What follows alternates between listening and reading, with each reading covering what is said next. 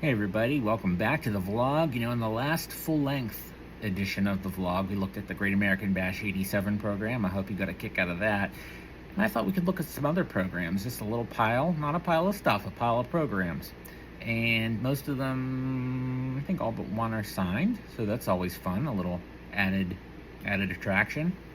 And they span a variety of promotions and areas and even countries. So if Memphis is a different country, Japan is, Memphis is, we're going to go to both. So we're going to start out with that kind of glitzy, glamorous 1985 WWF. And who better to illustrate that than our gal, Cyndi Lauper, and our gal, Wendy Richter. And this is a classic program cover of theirs. And as you'll note, they have both signed it. Now, Cyndi's not an easy autograph to get. Wendy does a lot of conventions. She doesn't come out all that often. She likes to say she doesn't do that much. I mean, she did a whole bunch last year, but, she's a very nice lady. Cyndi, for a very long time, and I believe it stopped, but she did sign through her New York office for a long time, authentically, and that is indeed Cyndi Lauper on there. And it's just, this is pure 85 WWF. You got the blue Hulkster there, the blue tights, and trunks rather, I should say, and the Superfly is in there. And it's just, there's no lineup in this one, but even Slaughter, and of course Jesse in the Plato's Retreat. Yeah, the Plato's Retreat shirt. Enough said, right? So we're gonna go from there to Japan, but we're staying with the New York vibe because it is the New Japan IWGP Madison Square Garden Series program. And they had, I think every year they had the Madison Square Garden Series.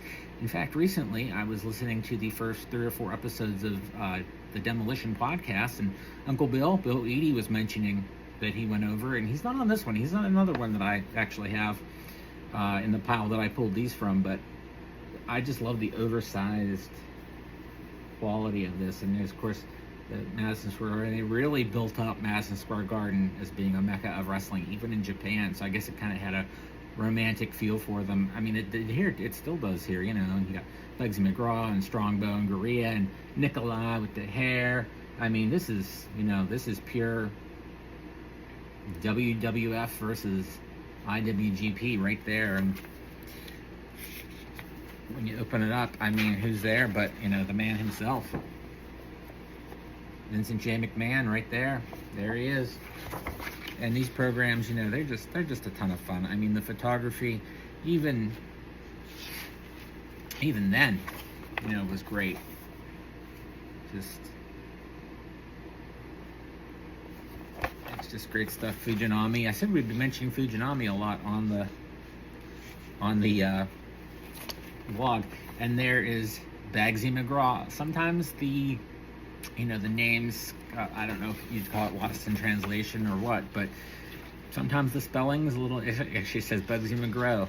Sometimes it just didn't, it just didn't carry over. And I think my favorite picture in here is none other than Alan Coage, who of course became Bad News Alan and Bad News Brown.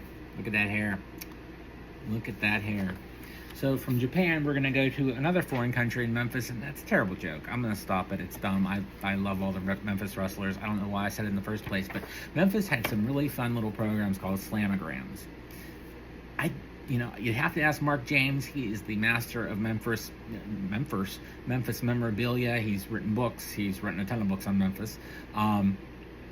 But from what I have been able to tell, because I will pick them up if I can get one autographed or what have you, the Slamograms were first, and then it became Action Ringside. And I've read the book. I have his Rags, Paper, and Pins book that he wrote with Cornette, but I can't honestly remember if there was some carryover or what. But nonetheless, on this Slamogram, which I think is 79 or 80, again, Mark would know. I could have looked it up and I forgot. I think it was 79 or 80.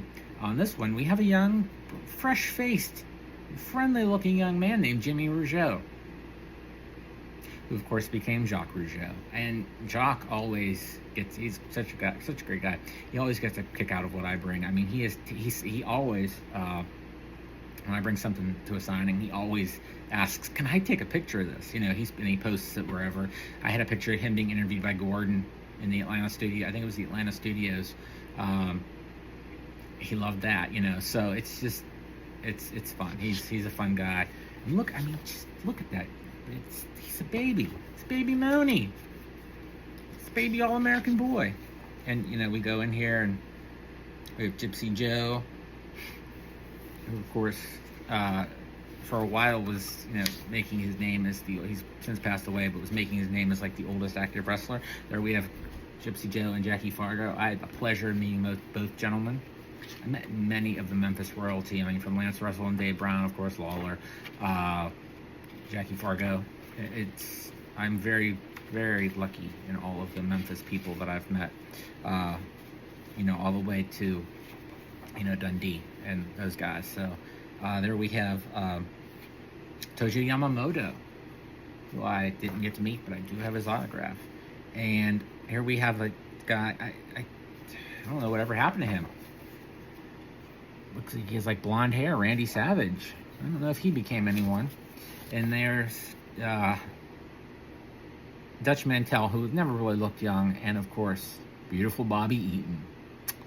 Slamograms are cool. They are just so cool. And I have a Fargo signed one as well that I got signed at one of the Charlotte fan fests.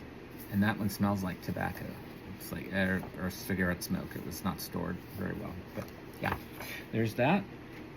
And then we're gonna go back to New York, and to the early WWF, but it's not something they put out. What this is an outlaw, like a bootleg program that would have been sold outside of an arena. Could have been the Garden. It doesn't have any identifying lineup sheets because the people that put this out didn't have anything to do with the WWF or the promotion. They were just making a buck. Look, the editing is not great on this picture.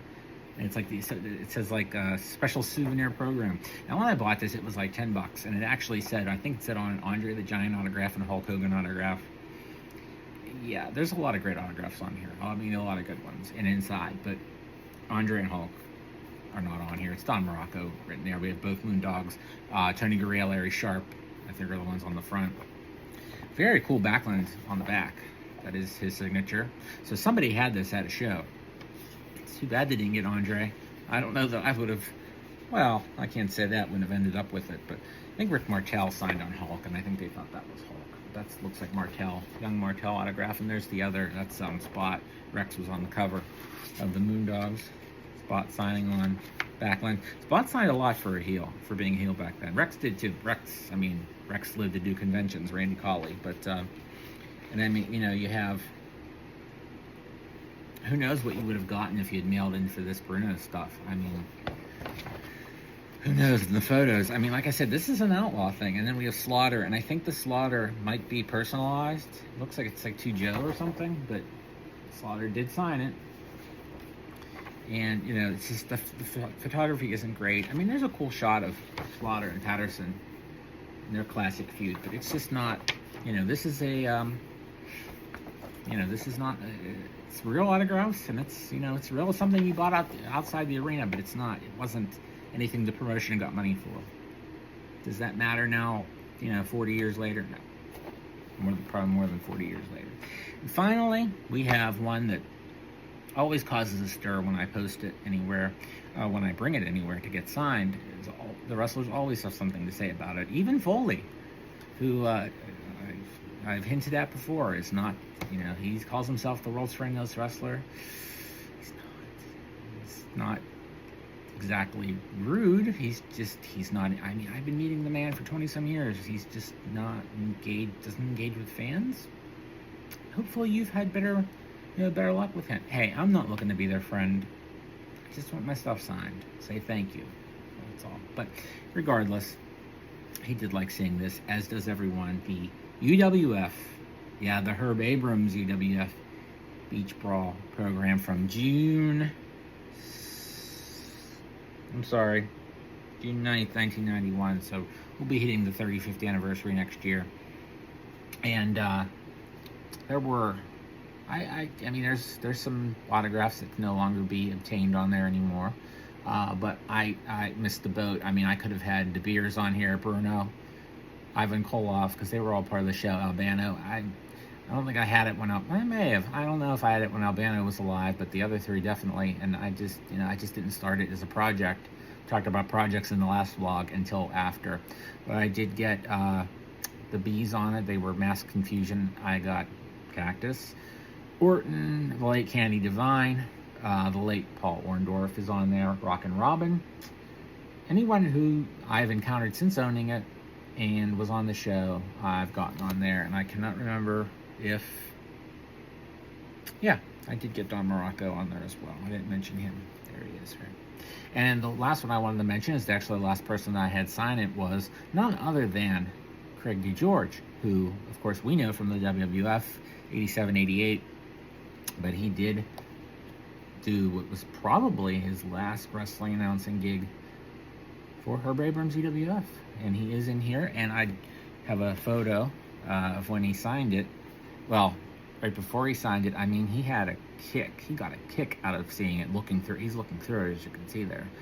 There is our man, Craig DeGeorge, Craig Minervini, great guy, nice guy. I think that's the only, as far as I know, that's the only wrestling convention appearance he's ever done. He was great. He loved it, and he had, I don't know if you could see, I don't know if it's visible, but he actually had one of his blazers on with the WWF logo on it that he still had. How cool is that? And we'll just I mean, the cover is the best part of this. I mean, it's just, look at that. I mean, you know, say what you want about Herb Abrams. I mean, this is like better than your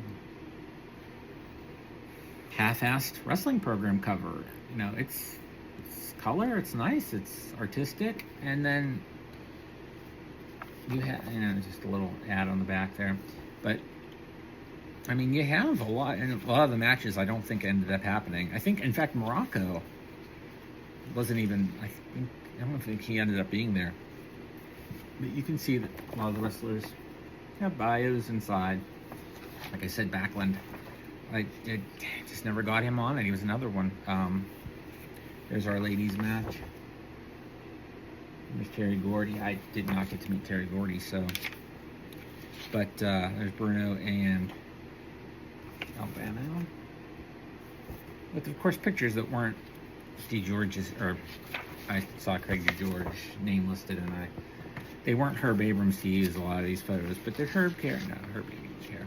And UWF new stars to watch: Tom Brandy, the Juicer Art Barr, Scotty the Body. We know what became of him.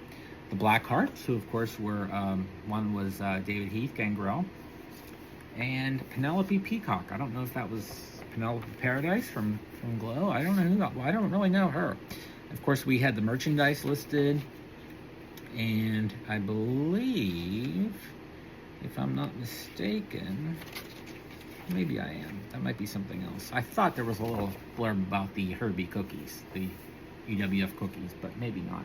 But there is our guy right there, and he's not naked in baby oil, wielding a gun and running around with coke and hookers as he died doing. He's just there, you know, toasting the UWF, and Lord knows there was a lot to toast. So, you know, this wasn't a pile of stuff, it was a pile of programs, but I hope you all enjoyed it as much as I have showing them to you, as always. It's been fun. Mean Gene says, give me a break.